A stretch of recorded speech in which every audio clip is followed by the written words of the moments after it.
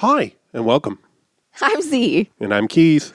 and we're going to tell you about the movie that we just watched. But first, a little bit of a heads up. Some of the movies we watch deal with heavy subject matters. In order to talk about these emotionally delicate things and the heavy subject matters that we sometimes cover, we add humor and crude language to add some levity and to process our own trauma. If that doesn't feel fun or safe for you, we completely understand. Please take care of yourself first and foremost. And we spoil the end of pretty much every movie that we watch. Now you know. On with the show.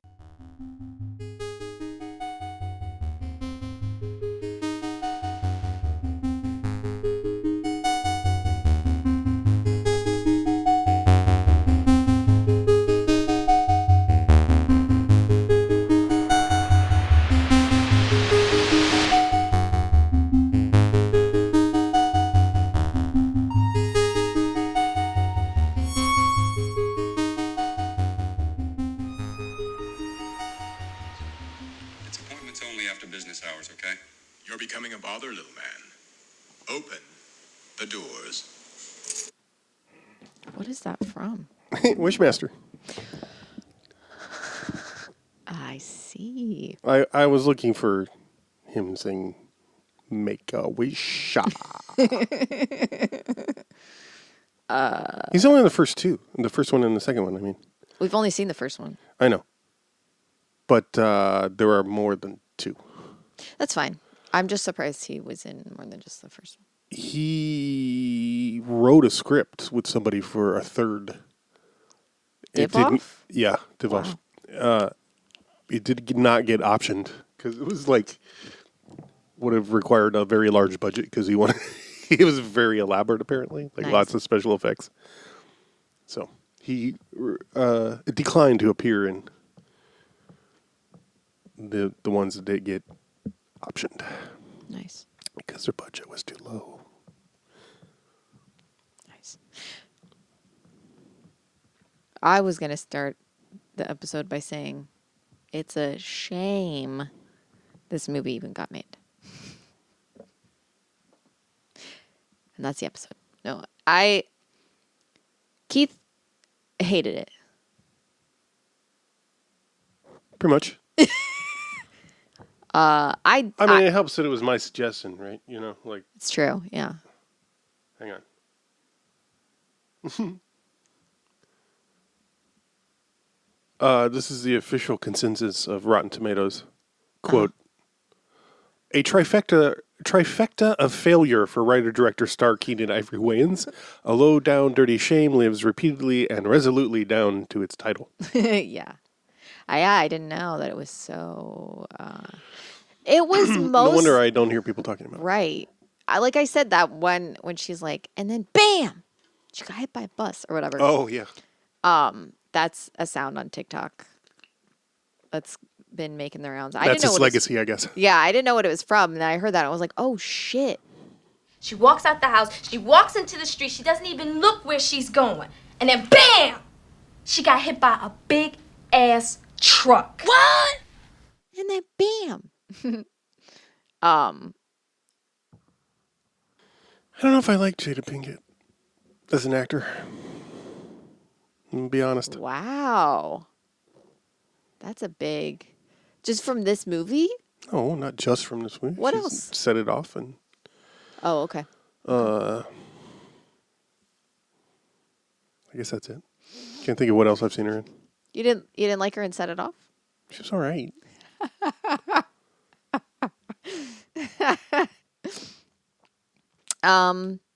Yeah, the movie is about a guy who is an ex-cop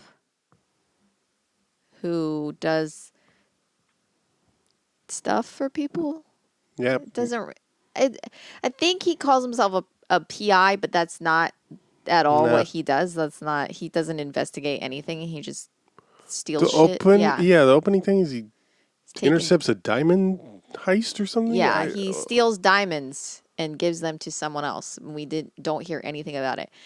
But the thing that is seemingly, I don't want to say confusing, because it's not confusing, but it's sort of like Well, it's confusing why it's so sort of a joke in the movie is that he doesn't get paid much because of all the damage he causes when he does his job. Right. So they end up billing him for it and then he doesn't make money. But that doesn't go away. It's not like that problem gets solved. He destroys them all. Right. I don't know. It was very... The chemistry between him and Jada Pinkett Smith doesn't Non-existent. exist. The chemistry between him and Richards, or whatever her name is. Kelly Richardson. Kelly Richards. Richardson. Richardson. I believe. Doesn't exist. But she's Richard's daughter. No, I'm just kidding.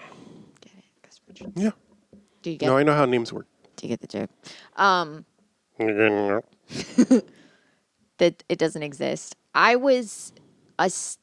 Everyone's performance. This is so mean, and I'm sorry, Keenan. I'm so sorry. Please don't listen to this. I do feel bad for saying this.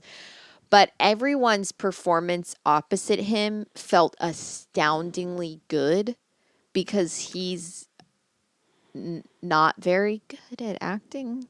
Yeah. I'm so sorry. Well, it might be that he's not good at directing himself. That could be it. That could be it, you know. And it was, yeah. Which I can't imagine is easy to do, right? You know. Right. Kevin Costner's probably the best at it. Sorry, Taylor Sheridan. Taylor Sheridan, yeah. I don't know if he I get directs, those two though. confused all the time. Yeah, I don't know if he directs though. That's fair. So Oh never my mind. God! But he writes. Oh well, he Pens. can't see. He You can't pens. see the quotes I'm making. Oh my God! As I believe it was Trim Capote famously said about Jack Kerouac, that's not writing, that's typing. Taylor Sheridan doesn't even type. He just says things into a dictaphone. Oh my God. And then he gives it to someone to make a recording. No, of. it's just literally speech to text. And that's the script. Speech to text, and then he does it text to speech, and that's how he writes the. AI is the future. I mean, if it's that or Taylor Sheridan, I don't know which one I'm going to pick. Good call. Good call.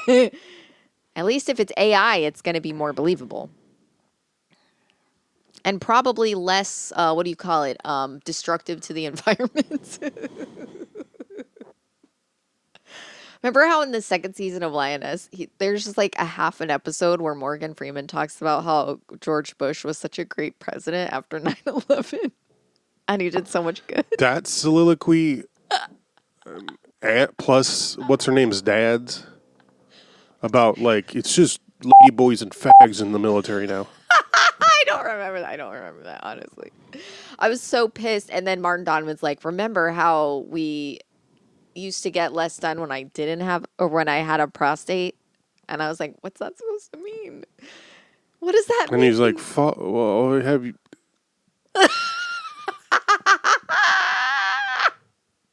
And then that was like his last line in the whole show. And it was like episode 2.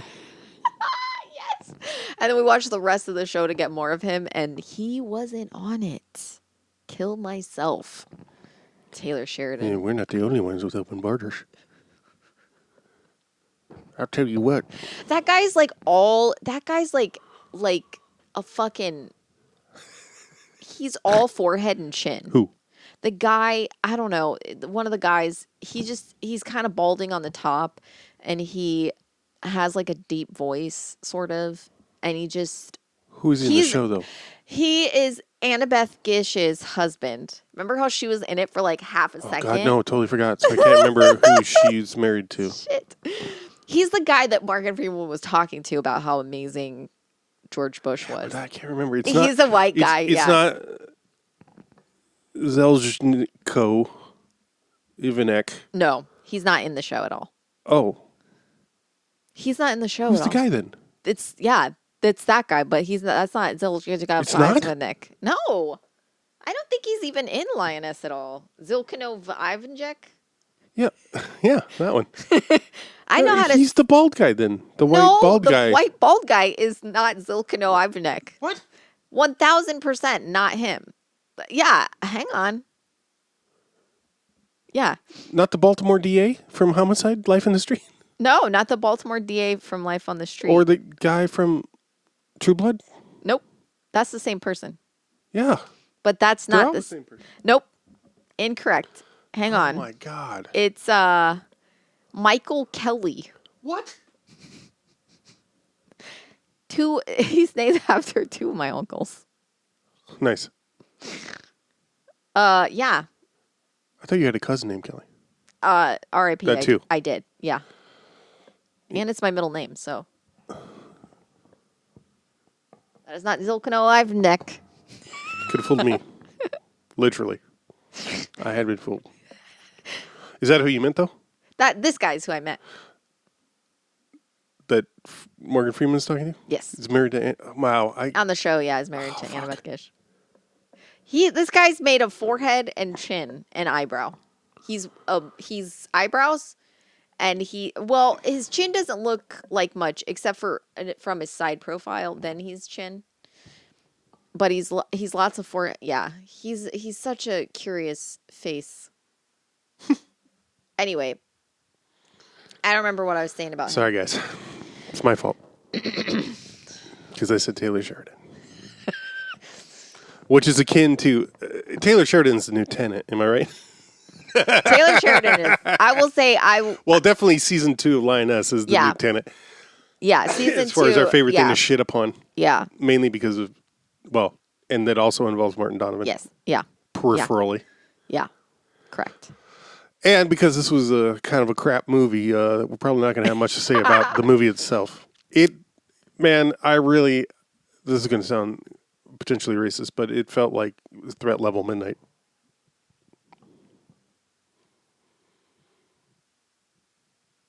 It felt like a season 1 episode of Miami Vice, including That's racist. Gregory Sierra being there. Hey, knock it off. Back to work. Get out of here. Come on, get out of here. What is his hairstyle, by the way? Wait, his little bob, his sassy bob. That dude had the same amount of baldness for like the last 30 years of his life. It's like, why are you hanging on to that so hard? That's what men do. That's so wild starts to to me. go on the top, and they're like, okay, well, it's got to get longer on the bottom then. I mean, I get it if like you feel like your skull is funny shaped, but like It's not funny shaped with the long hair. Just, correct, yeah, like So yeah, and it took us both quite a while before I realized his character's name is Shame, Yeah. not Shane, is what I heard. Yeah, I thought they were saying, because I do that a lot where I'll just be like, oh, I'm just mishearing this. Yeah, same. And then it turns out I was. And so I was like, oh, it just sounds like they're saying shame, but they're saying Shane. It's that LA accent or whatever. Mm-hmm. And so LA accents, one of my favorite hair Hairspray? gels. Yeah.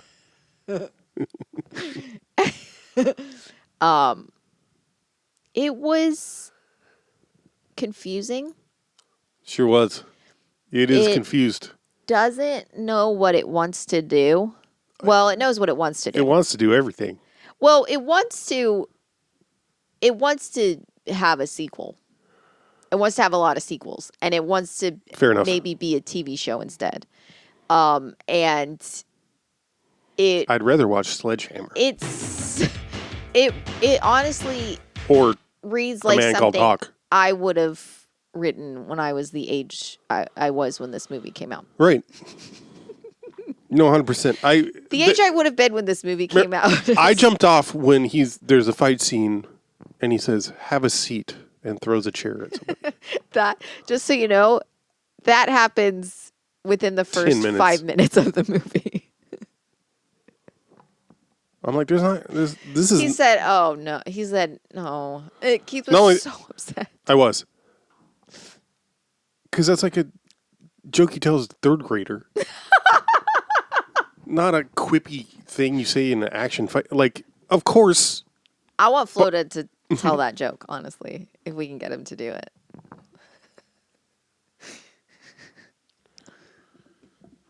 I'd be having a chair too if you sat on me. What's a chair in your face? And then, no, I said that wrong. It also wasn't the first fight scene by any means in which he did a bunch of one-liners. Yeah, correct. That seemed to be the only reason to do the fight scenes was so he could drop these hilarious one-liners. What do you want? Well, I called a psychic hotline today, and the lady with the wide nostrils told me I could find wealth and happiness here. I'll be damned, she was right. They're so good. I was Say hi to Arnold for me or whatever. the amount of trivia about that line. Yeah. When he was like, I just got fired from the post office. I Oh, was yeah. like, honestly, I thought that was a much later joke. So I was like, maybe that's cutting edge for its time. Because I thought that was a late 90s joke.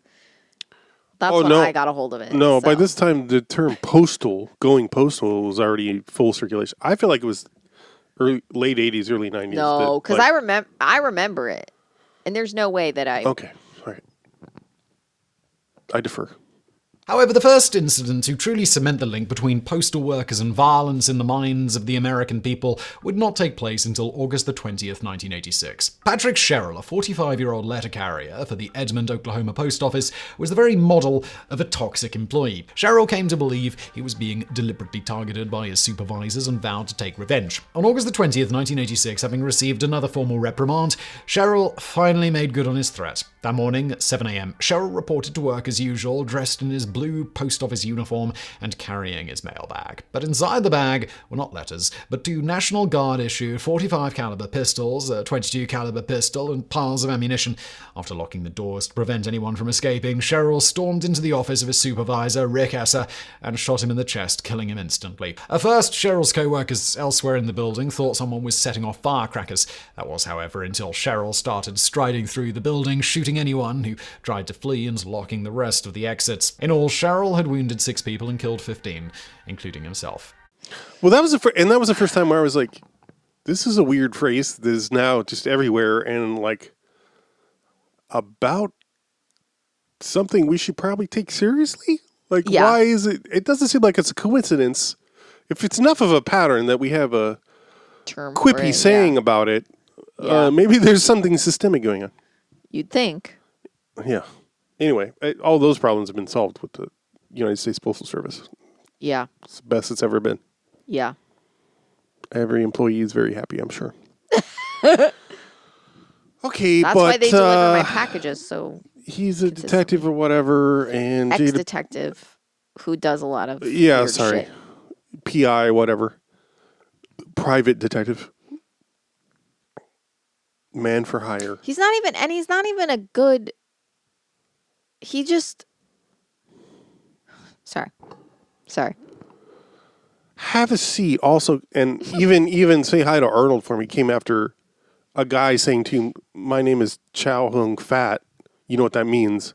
He was like, "Yeah, that means you come with miso soup and an egg roll or fortune cookie or some shit like that." Like just the most racist thing you could say. Also, no reason for that guy to say is introduce himself at that moment. I know I'm sure I got his name wrong, which No, is that's what it sounded like. I think anyhow, It's important that you get his name right. you get his fake name correct. Well, what I like. I'll have the cream of some young guy. Is a joke in Wayne's World. Not just my... I've never seen that movie. I don't remember that. Never seen it. I promise you it holds up better than this movie. I'm sure it does.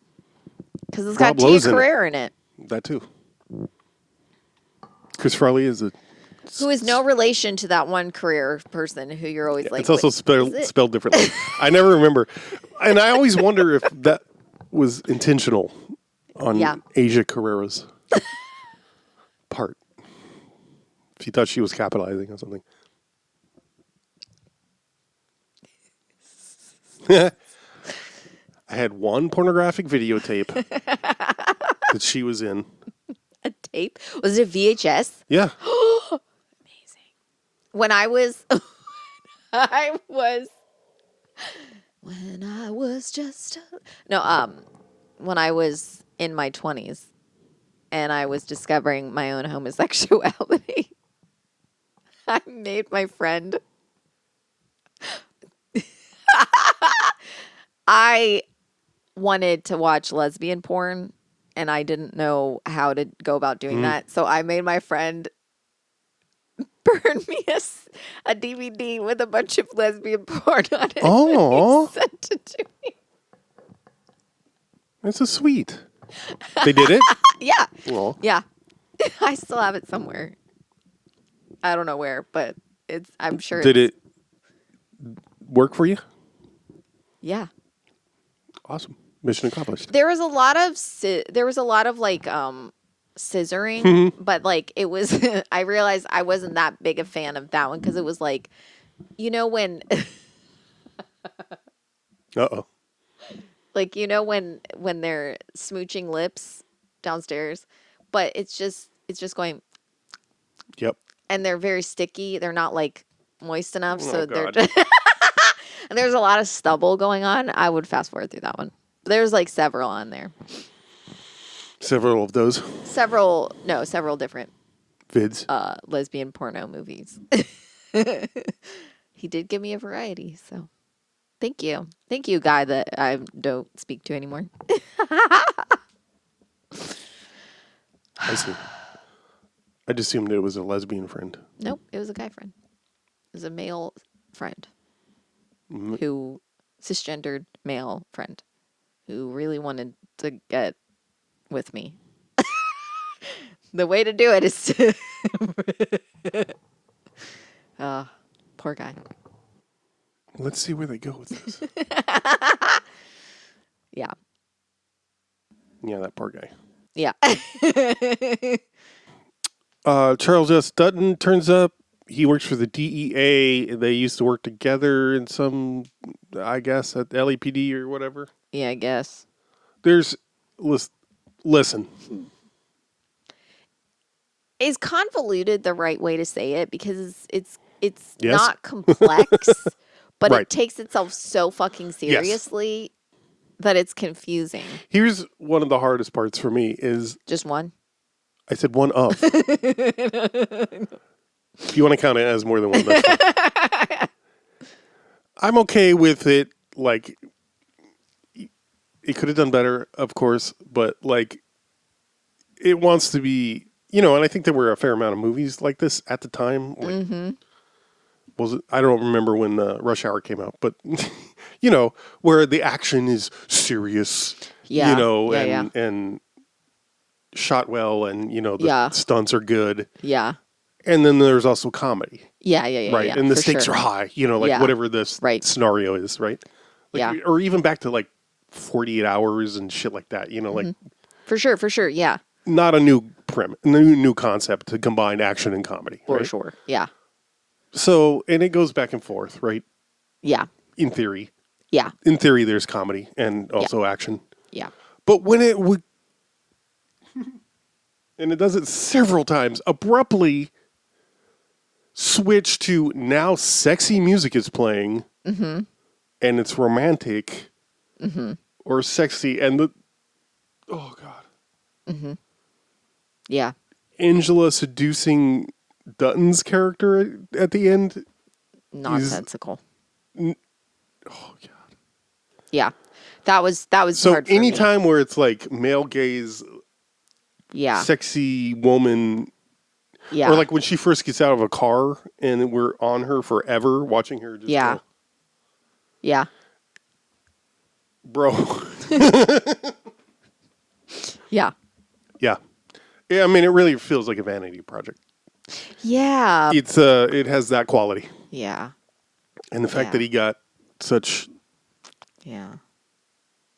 good talent to be in it is something. I don't know what that means, but Yeah. Yeah. Yeah.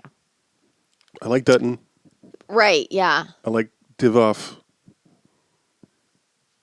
I felt like Pinkett was miscast, but she did okay.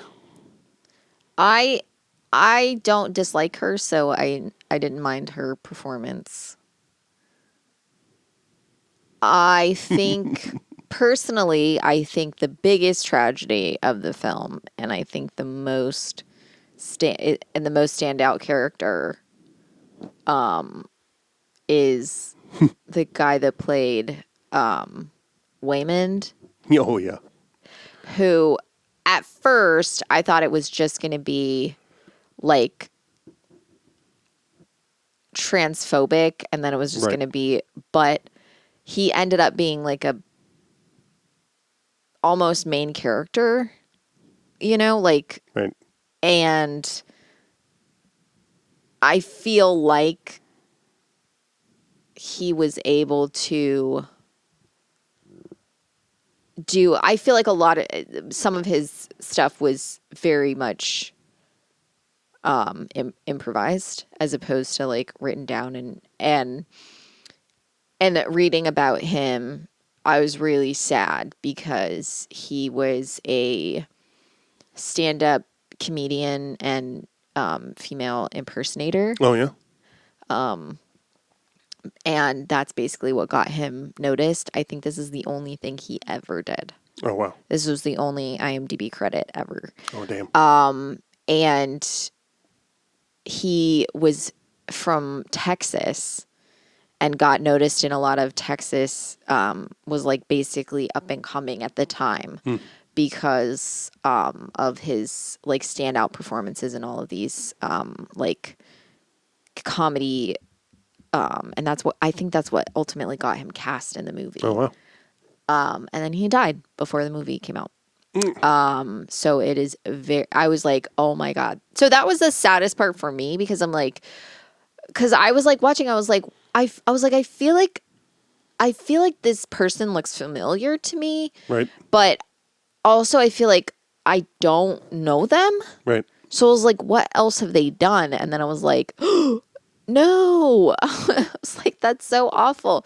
And then it was just like, Corwin. yeah, I can't remember. Because at first I was like, especially like when he wakes up and he's next to, Yeah. I was like, oh my God, we don't really need this. Well, that's true of most of it. Corwin Hawkins. I was like, oh God.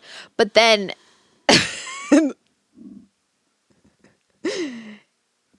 it was mostly his mannerisms and how he would like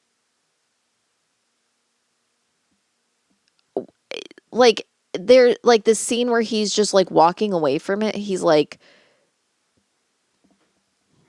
at the gym or whatever, and he's like, go talk to so-and-so or whatever. And then he's like, and I'm shit like that. I'm like, Yeah. That's amazing. Yeah. That kind of thing where like you're able to, without seeming like out of place or Right. or like you're trying too hard, you're able Yeah. to do a movement in a funny way. I'm like, oh my God. I was like, once Yeah. that scene came out, I was like, oh, I don't know if I was like, I don't know.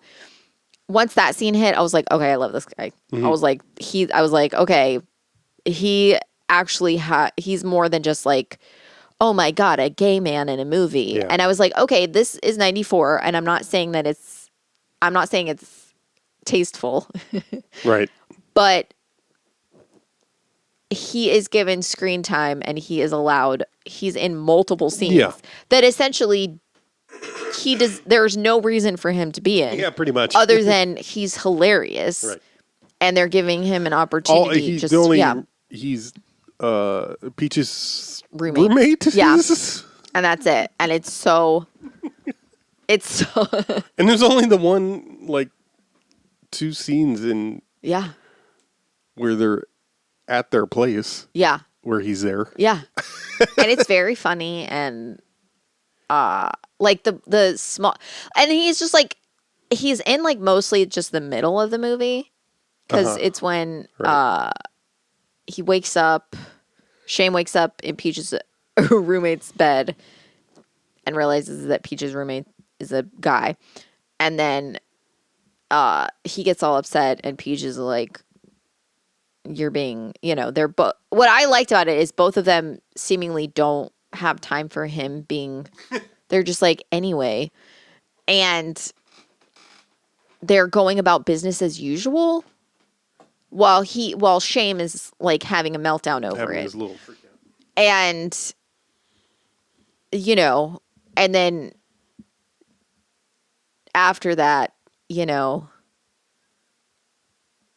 it sort of changes direction, how his character, which I was like, okay, fine. I'm not saying it was perfect, but I'm like, man, I wish I could. But at least we get Keenan Ivory doing his gay. Yes. The boyfriend was probably the worst thing that was done to Anybody? To Waymond in this movie. Yeah. It was not. Like, why couldn't you hire another homosexual? Yeah. Another hilarious homosexual to be in that role. It could have been done great. You could have had some great... But, yeah. I imagine, like, the 90s was so, like... How would you like to play a gay character? What you'll need to do is put your hands up, clutch your pretend pearls, and say, ah! And it's like, how can you do that? Fucking Eddie Murphy can do it in a more right, yeah, or I know. at least less disrespectful way in fucking Beverly Hills Cop, in 1980 I know, yeah. negative. Then yeah, I know, yeah. I mean, it's still a caricature, right, ridiculous, but he didn't actually say. Yeah, he just said that he has an STD and he needs to talk to the guy Right, away. and he does it in a way. I mean, like, I know he's playing a cop, but like, right, he's going after a powerful white man. Right. Yeah, he's not like, not trolling. Yeah, a tiny black twink because also he's repeatedly shitty to, or he does. He's a horrible person. Shame is. Oh, absolutely, yes. When they're in front of the post office.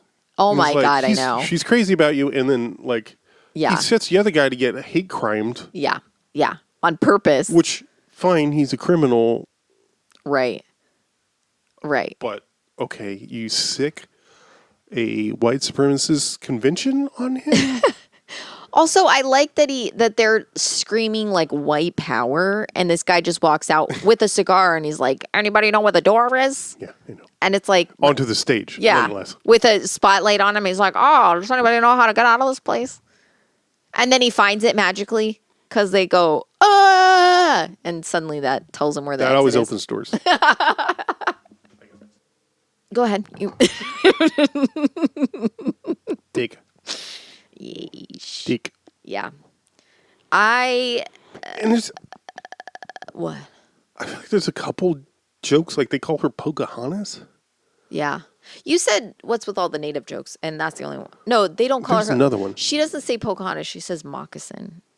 She calls her a moccasin. No, it's both. Oh, she does? I think so. I thought she just says moccasin. Little moccasin or whatever. Yeah. I was like, what is that? What? Yeah. I guess I just don't get it. Yeah. That's what I'm saying.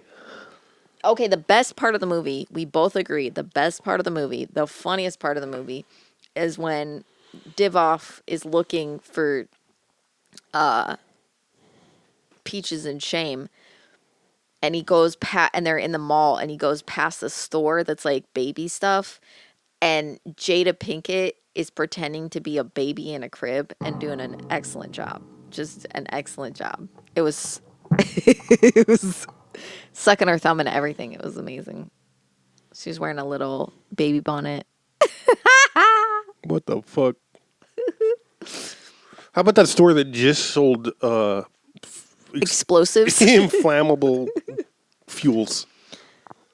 flammable and inflammable mean the same thing. I just learned that. Like, what? Since your Uffizi scandal. Fiasco, excuse me. I fully expected it to be a and then explosion The only moment. reason there wasn't that is because there were fuck words in it. And those usually happen when it's a more But given less the fuck word movie. I know, but I didn't think there was going to be one of those in there because I just kept reading. Everything just seemed so threat level midnight that I was. Yeah, but they can't say shit on the. They couldn't say shit on The Office, so that's why that bit. I know what you're saying. I don't disagree with you that is the tone that the movie has. I'm saying that's the tone the movie had, but I didn't think they were going to do that because I think that they would have said shit as opposed to doing a bit like that. I think that I'm just saying that was my consensus when you. Oh man, I just remembered the scene where he's quote singing James Brown songs to the dogs, and the other guy shows up. Why is that guy's theme song Guantanamera? Yeah, I don't know, because because Keenan Ivory Wayans apparently only knows two Spanish language songs. One is Guantanamera and the other is Oye Como Va, which is playing when we first. I think it's when it's the scene where he sits down at the table and eventually tells the guy to have a seat. Oye Como Va. I don't know the words. I don't know what you're talking about. The fight scene where he tells the guy to have a seat. That happens at the very beginning. Yes. There's a song playing during that? During the establishing shot from the exterior of the club or wherever it is. Okay. I don't know what you're talking about. Cool. What? Because establishing shot of the club, they're at a hotel. Whatever it is. Okay. You're saying things though. You're saying things that how I don't think of it as a club. It's a hotel, and so you're like the establishing shot of the club, but I don't know what club you're talking about because wherever he crashed that party, whatever that party was, where the dude's sitting around a table, and then he just pulls up his own chair. Oh, that's the middle. That's when. That's like at least halfway through the movie. Okay. I'm just saying this. So it's not the one where he tells a guy to have a seat. Yeah, that's all.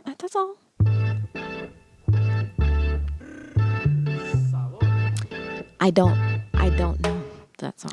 I don't know why that guy keeps coming back. Guantanamera guy.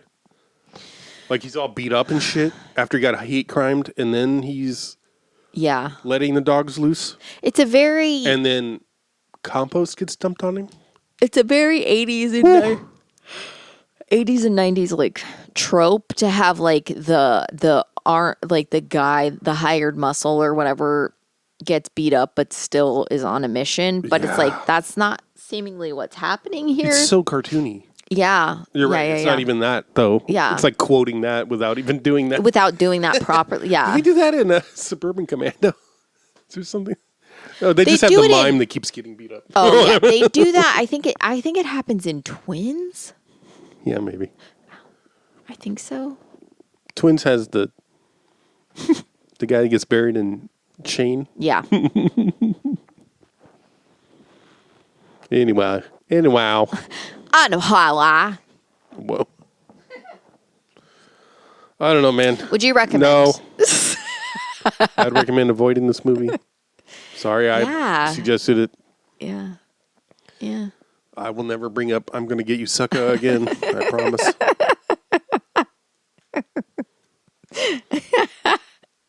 I now am certain that any jokes I remember from it are the best ones. Yeah. And they're not even that good. Yeah. It's not kind of disappointing when you're like, Well, not kind of disappointing. But like that's something like when you watch a movie from the 80s or 90s and it's like people are like, "Oh, this movie is so cheesy or it's so bad," and you watch it and you're like, "This is great. Like it's not the best, but it's so funny and like does a lot of stuff. It's aware of itself." But then it'll be a movie that's like, this movie was supposed to be an action comedy, and you watch it and you're like, nothing could have been funny at the time. Like, I know enough to know this movie wasn't funny when it came out. 100%. Yeah. Like there wasn't, because there's something. Also, remember when he was like, "Oh, I just came from a party with Rodney King and Reginald Denny." Yeah, like right. But that's the thing. I'm like, for me, I guess something that's like this is the thing. I don't often like comedy movies because if you have a movie that happens to be funny, that's great. But if you're trying to be funny, like there's going to be jokes. Yeah, and I don't want to hear that. And if I'm watching a movie, I don't want you to tell me a joke. You know how I am with things that are supposed to be funny. Well, you should know as a comedy writer that I don't mean you. I mean one should. No, I know. Keenan Ivory Wayans in particular, in this case, you should know that dating jokes like that is like making references like that is a surefire way to make the joke not last. But they're not even like, it's like, who are you writing those jokes for? Yeah, is another thing. You know, it's like a kindergarten class. Yeah. You know, like what? Have a seat. But then the thing is, that might have been funny because he says have a seat, and then it takes a while for him to grab the chair and hit him with it. So I was actually like, what is that? What does that even mean? I was like confused for a while because I was like, where's the, but if he had hit him with the chair and been like, have a seat, then you'd be like, oh, okay. But it wasn't even like on the right beat. Didn't, so Correct. They don't Yes. land Right. right. Yeah. And it's, and you're like, is this That's a big part of it. And it felt like, you know, when there's that sort of like atmosphere in a movie where you can tell someone did like improv, you know, they like have like certain things that are like a joke, like, you know, it's like insert joke here or whatever, like, you know, actor improvises a line. And so like you'll see like bloopers or whatever where they just like riff, you know. Right. And like, and sometimes you'll be like, oh man, the one that they picked wasn't that funny, but all these other ones are hilarious. So like, there's stuff like that where you can be like, oh, you know, like that's interesting that's like the one that was chosen wasn't even the funniest one. But then this movie feels like these jokes were written and memorized to the point where someone's just saying the words. They're not even telling them like you would tell a joke. Right. Or like you would say. Yeah, and this is right. And that's an an argument. Like, and it feels like someone was like, okay, insert. It's like there was recorded jokes that they just had to insert at different places. It wasn't even like, okay, this needs to fit the scene. This needs to make sense. This needs to have context. It doesn't feel like that's happening with any of it. It feels like they paused and were like, okay, tell the joke that we wrote down and you memorized for this specific scene. And then what's his Psycho Cop where we were joking about like how his one-liners have nothing to do with what's action. Yeah. Right. He'll be like, tell your mom I said hi. And then he like cuts their fingers off and you're like, what?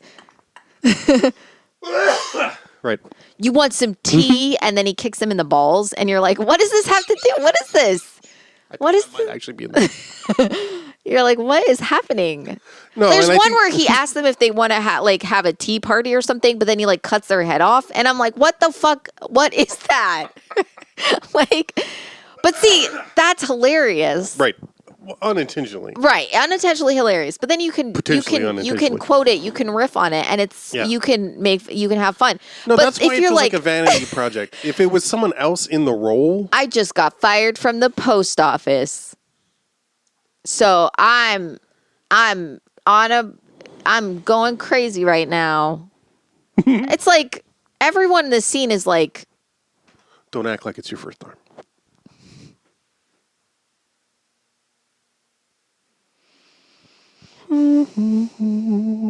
it's just not. Yeah. Yeah. Correct. Shout out to the Vince Lombardi trio.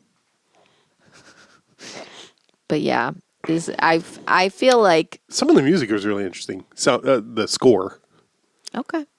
IMO. Okay. I think He did a good job of looking like Avery Brooks in. he did. He did. Man. He did a good job of quoting Hawk. Yeah. A man called Hawk Tua. Do it, I dare you!